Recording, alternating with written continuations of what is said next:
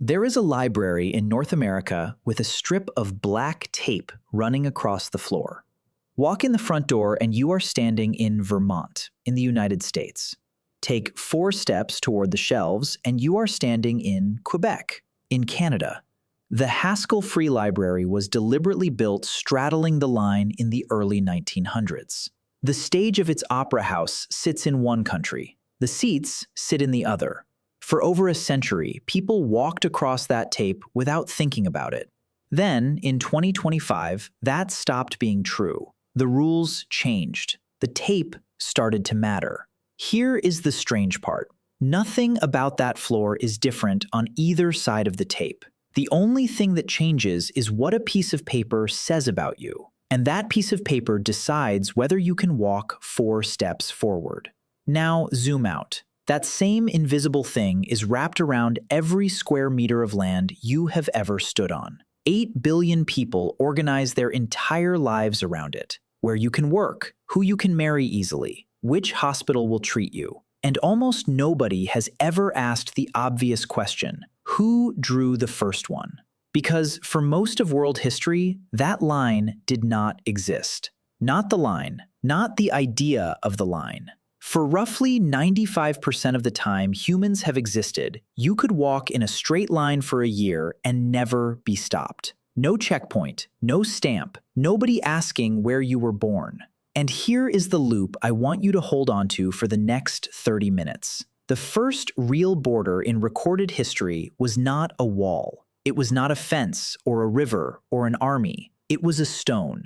One stone, put in the ground on purpose. And the man who put it there wrote a curse on it. We will get to that stone and to what happened to the people who ignored it. But first you need to understand why humans started drawing lines at all. Because the reason is not war. The reason is much more boring than war and much more powerful. Let me show you how fragile this whole system is. On the border between Belgium and the Netherlands, there is a town called Barla. There are 22 pockets of Belgium sitting inside the Netherlands. And inside some of those Belgian pockets sit smaller pockets of the Netherlands. The border runs through streets, through shops, through living rooms. It runs through at least one front door. So the towns had to invent a rule to survive. It is called the front door rule. Whichever country your front door opens into, that is the country you live in. Your kitchen can be Belgian. Your bedroom can be Dutch. People have moved a door to change which country they belong to.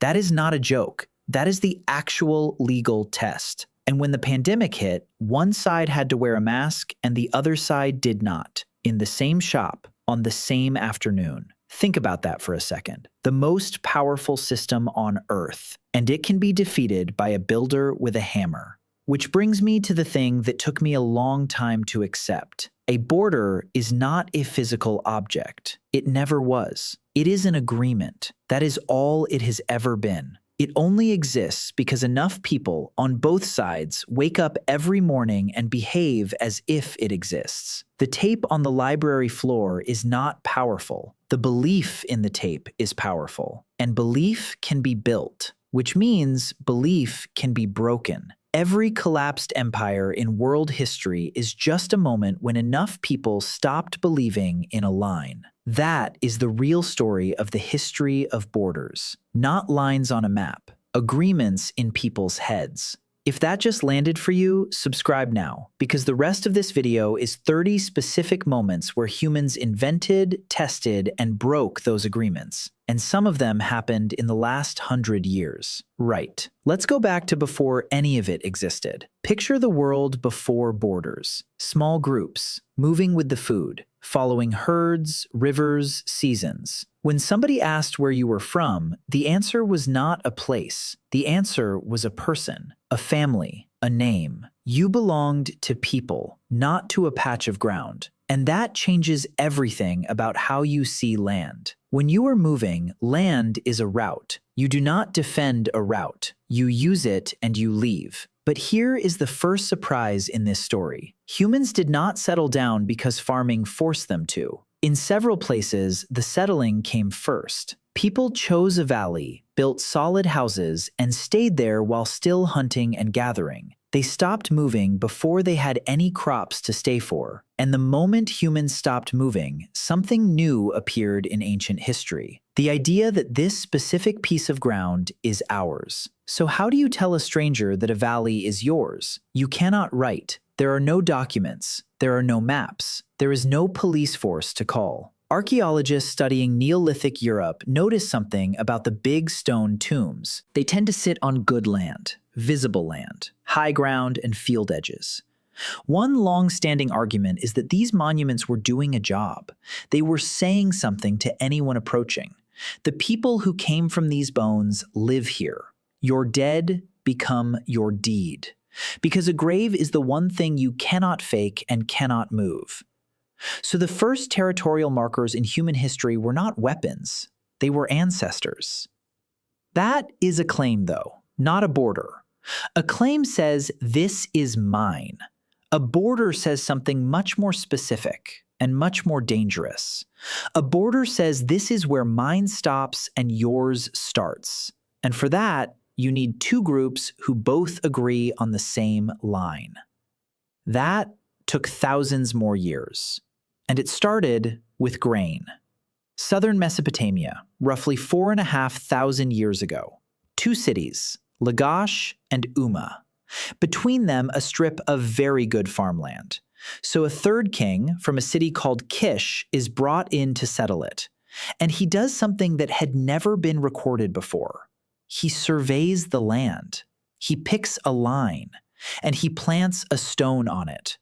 Written on the stone is where the boundary runs. This is the moment. This is the stone I promised you. Not a wall, not a river, a rock with the agreement written on it. And here is the part that tells you everything about humans. It did not hold.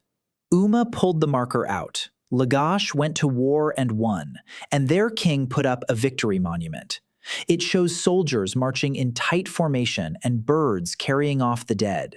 The inscription reestablishes the boundary, and it curses anyone who crosses it. That monument sits in a museum in Paris today, 4,500 years old, the world's first border dispute, in stone. And notice the sequence: line, broken, war, new line. That is not the past. That is the news. Now, why did the line appear there and not somewhere else? Because of what was growing on that strip of land. Wheat and barley have a property that changes politics forever. They ripen at a predictable time, above ground, all at once, which means they can be counted. And anything that can be counted can be taxed. A root crop hides underground. You dig it up when you feel like it. Nobody walking past your field can estimate what you owe. Grain cannot hide. Grain stands in a field, visible, on a schedule. Once you have surplus, somebody has to guard it and record it. And now you need to know exactly which fields feed your city and which fields feed theirs. That question is the whole reason why countries have borders. Not glory, not identity, not flags. Accounting. The first borders were drawn by people who needed to know who owed them dinner. Everything else came later. Once cities had lines, they had a new problem. A line is only as strong as the marker holding it, and a marker is a rock. Rocks can be moved at night. So the ancient world did something clever. It made the marker holy. In Babylon, land grants were recorded on carved stones, and then they listed the gods and the punishments waiting for anyone who ignored the grant or shifted the boundary. This is not decoration. This is a security system. You cannot post a guard on every field edge, but you can convince every farmer that moving a stone will destroy his family. Look at what has happened here. The line has been upgraded. It started as an agreement between two kings. Now it is an agreement between a man and his gods. And that upgrade is how boundary stones spread across the ancient world. Which brings us to the civilization that took this idea further than anyone. Rome had a god whose entire job was boundary markers. His name was Terminus. That word is literally the Latin for boundary stone. He was a rock in a field, and the Romans worshipped him anyway. Every year on the 23rd of February, neighbors held a festival called the Terminalia. Two landowners would meet at the stone between their fields. They would decorate their own side of it. They would pour wine and honey over it. They would make an offering, and then they would eat together. It was a party held on top of a property line. And under Roman tradition, moving one of those stones was not simple theft. Early on, whoever did it could be killed for it. Later, that was softened into a fine. There is also a story Romans loved about that god. When a great temple was built on the Capitoline Hill, every other shrine was moved to make room. Terminus refused to move, so they built the temple around him and left a hole in the roof above his stone. The message was not subtle. Rome's boundaries do not retreat. Now Rome does something new. It stops marking edges with stones and starts building the edge itself. In the year 122, work begins on Hadrian's wall across northern Britain. Roughly 73 miles, coast to coast. Stone, ditch, turrets, and a small fort roughly every Roman mile. Most people assume it was built to stop an invasion. Look at the design and that story gets shaky. But it is absolutely covered in gates. Gates every mile, with soldiers standing in them. A wall built to block people does not need that many doors. A wall built to filter people needs exactly that many doors. You come through where I say. You get checked when you do. You pay when I decide you pay. That is not a defense. That is a custom system. And that is the second big upgrade in the history of borders. The line stopped being a place. It became a checkpoint, which kills the biggest myth about the history of borders. People assume ancient states were ringed by walls and that walls worked. The Great Wall of China gets used as proof. But that wall is not one wall. It is many walls built by different dynasties over centuries, repaired, abandoned, rebuilt. And it did not seal China off from anyone. Armies got through, trade got through, dynasties still fell. What walls actually do is slow movement down and force it into gates. They turn an open edge into a queue, and a queue is where you collect tax, count heads, and turn people away.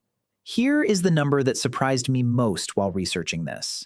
After the Second World War, the whole planet had fewer than 5 real border walls. Fewer than 5. Everything you assume about walls being ancient and normal is wrong. Hold that number. We are coming back to it, and what it became is genuinely shocking. Now, medieval Europe, and this is the part that breaks most people's mental map. There were no countries in the modern sense. There were no clean outlines on a map you could color in. What existed instead were layers of loyalty. A bishop had authority over some things, but not others. A free town had its own rules inside its own walls, and these claims overlapped constantly. Same land, different masters, different rules. The edge of power was not a line, it was a fade, a frontier, not a border, a zone where influence got weaker the further you walked. This is exactly how that Belgian and Dutch town got so tangled. Its mess comes from medieval land deals, swaps, and sales between rival lords. Those deals were about who owed what to whom, not about clean shapes. Then, centuries later, someone tried to convert that mess into modern lines, and it could not be done cleanly. The final tidying up of that border did not happen until 1995. Medieval paperwork was still generating international negotiations in the 1990s. So how did the fade become a line? The short answer is exhaustion. Europe tore itself apart in a religious war that ran for 30 years. And in 1648, the survivors signed a settlement known as the Peace of Westphalia. 2 treaties signed in 2 German cities, ending 2 long wars at once. The core idea sounds boring, and it changed everything. Inside your territory, you decide. Not the emperor, not a foreign ruler, you. That principle is called sovereignty, and it is the operating system of the modern nation-state. Because sovereignty needs something that overlapping loyalty never needed. It needs to know exactly where your authority stops. Vague is fine when power fades. Vague is impossible when power is absolute. So the fade had to become a line, and the line had to be written down, agreed, and defended. Every border negotiation since then still runs on that template, which is a strange thought. Most of the world's borders are built on rules written before the modern world existed. But the wildest border in this story was drawn before Westphalia, and it was drawn over an ocean. In June 1494, Spain and Portugal signed the Treaty of Tordesillas. Two kingdoms sitting at a table agreed to divide the entire non-Christian world between them. The method was a single imaginary line running pole to pole through the Atlantic. It sat 370 leagues west of the Cape Verde Islands. Everything west of it, Spain. Everything east of it, Portugal. Nobody who lived in those lands was asked. Nobody who lived there had heard of either kingdom. And now the detail that makes this almost funny. In 1494, nobody could measure longitude at sea, so sailors could not actually tell whether they had crossed the line. Two kingdoms divided the planet along a line that nobody on Earth could find, and it still had enormous consequences. The eastern bulge of South America fell on the Portuguese side. That is a large part of why Brazil speaks Portuguese today and the countries around it speak Spanish. A language spoken by hundreds of millions of people traces back to where a line was drawn on paper by men who had never been there, which reveals the actual weapon in this story. It is not the sword, it is the map. Because a map does something no army can do. It converts a claim into a fact that other people can agree with. Once it spreads, it starts to look normal, and once it looks normal, it looks true. Empires understood this early. You did not need to control a place to draw it. You needed to draw it before your rival did. This is why so much of geography as a formal discipline grew alongside empire. Surveying, charting, naming. Every name on a colonial chart is a small act of ownership. And here is the uncomfortable part. Many of those charts were drawn by people who had never walked the ground. They filled gaps with guesses. And when independence came, those guesses did not get corrected. They got inherited. So how do you turn a line on paper into a line in the dirt? You send surveyors, and it is brutal work. The famous example is the Mason-Dixon line in colonial America. Two British specialists, Charles Mason and Jeremiah Dixon, were hired to settle a long-running dispute between two colonies. They used the stars to fix their position, then cut a path and set markers as they went. Later, that same surveyed line became shorthand for the divide between free states and slave states. Think about the strangeness of that. Two men doing precise technical work to settle a property argument, and the line they measured became a moral border in the American imagination. That is the pattern for how borders were created everywhere. Somebody argues, somebody measures, somebody sets a stone, and then, decades later, people start dying for what the stone means. The measurement always comes before the meaning. Now look north and you get the cleanest example on Earth. The border between the United States and Canada is famously straight for thousands of kilometers. There is a reason for that, and it is not geography. In 1818, Britain and the United States agreed to use a line of latitude, the 49th parallel, running from the Lake of the Woods west to the Rocky Mountains. Then, in 1846, the Oregon Treaty extended that same number all the way to the Pacific. Today, that border runs about 8,891 kilometers. It is the longest international boundary in the world, and a huge chunk of it exists because it was easier to agree on a number than on a landscape, which is why that library ended up with tape on its floor. The line came through, and the building was already there. The 49th parallel does not care what is standing on it. That is the point of a mathematical border. It is simple, it is cheap to describe, and it is completely blind. So why not use rivers instead? Rivers feel natural. Rivers feel obvious. Here is the problem nobody thinks about. Rivers move. A river bends, floods, silts up, and cuts a new channel. So a village that went to sleep on one side can wake up on the other without moving a meter. Which raises a question that has kept lawyers busy for a very long time. If the water moves, does the border move with it? Countries have argued this for decades and signed treaties trying to fix it. Sometimes the answer is that slow, natural shifts move the border, and sudden jumps do not. And mountains are not much better. Ridge lines look decisive on a map and are miserable in reality. Watersheds split. Peaks are hard to survey. Snow hides everything. So the natural border is mostly a comforting story. Nature does not draw lines. People draw lines and then point at nature to justify them. Now we get to the part of this story that still shapes the daily news. Winter, 1884, Berlin.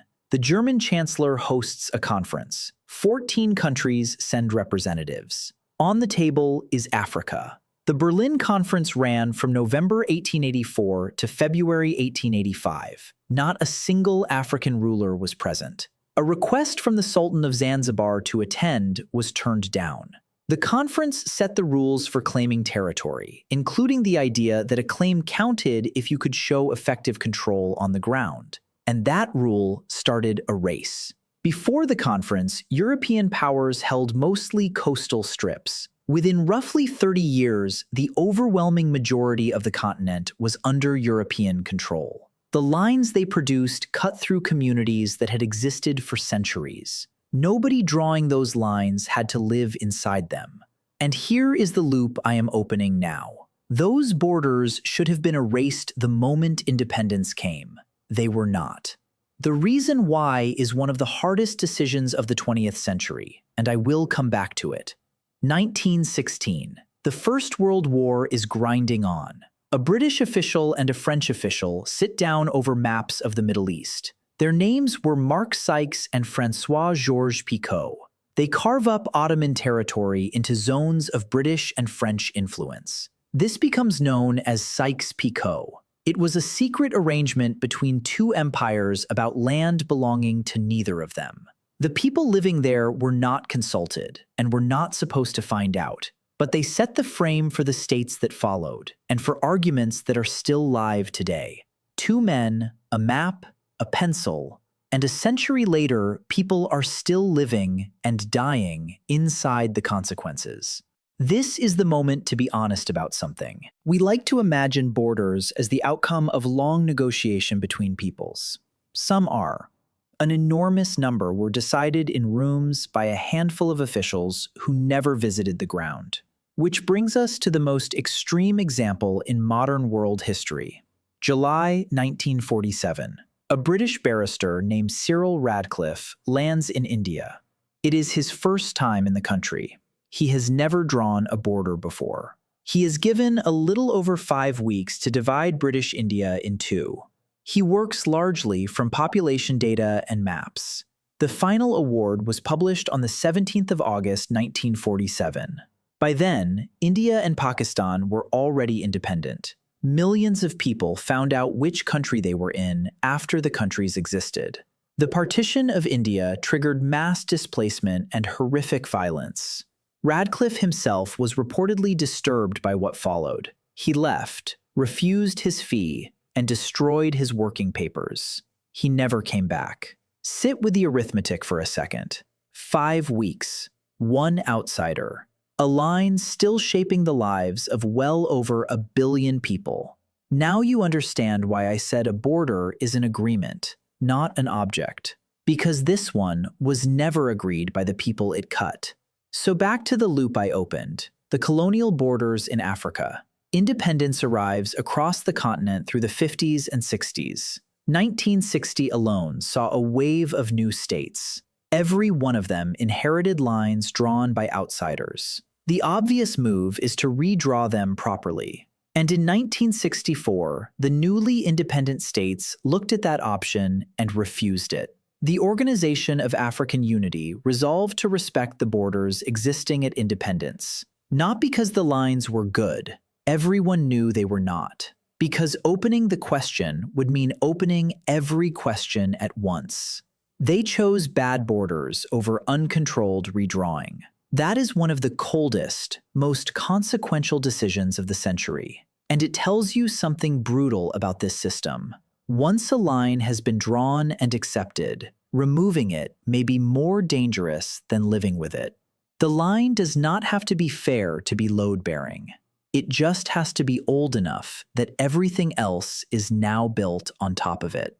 Now let's talk about the object in your drawer, because your passport is younger than you think. But the standard booklet is a product of the First World War and its aftermath. Wartime controls that were meant to be temporary did not go away. Border officials could not tell what was genuine. So in October 1920, the League of Nations held a conference in Paris on passports and customs. Delegates agreed on a standard type, a booklet with a cover and 32 pages at a fixed size of 15.5 by 10.5 centimeters. The first few pages for identifying the bearer, the rest for visas. That is the design that spread across the world. So the little book that decides where you can go is not ancient at all. Its shape was agreed at a meeting about 100 years ago, mostly to reduce queues. And that meeting completed the system. The line was drawn, the line was measured, and now the line could read you. Here is the myth I want to break next. People assume borders have only ever gotten harder. In one part of the world, the opposite happened, and it happened fast. European states agreed to strip out checks between themselves. The Schengen Agreement was signed in 1985 and put into practice in the mid-90s. Suddenly, on some of the most fought-over ground in world history, you could drive across a national boundary and not slow down.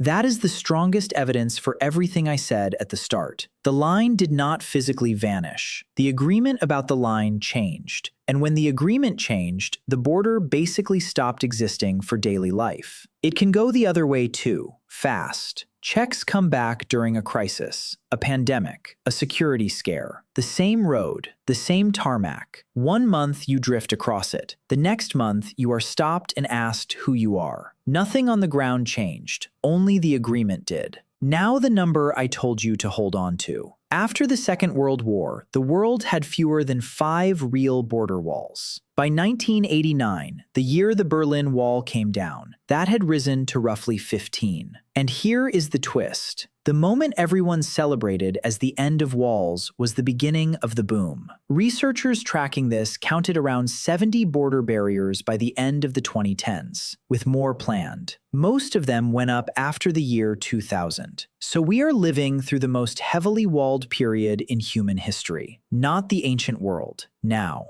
And notice the shift in purpose. Modern border walls are overwhelmingly about people, migration, trafficking, control of movement. The walls stopped being a defense against soldiers. It became a filter for civilians. Same technology, completely different target. And by most serious assessments, they rarely stop determined movement. They redirect it, they make it more dangerous, and they make a statement, which was always the point.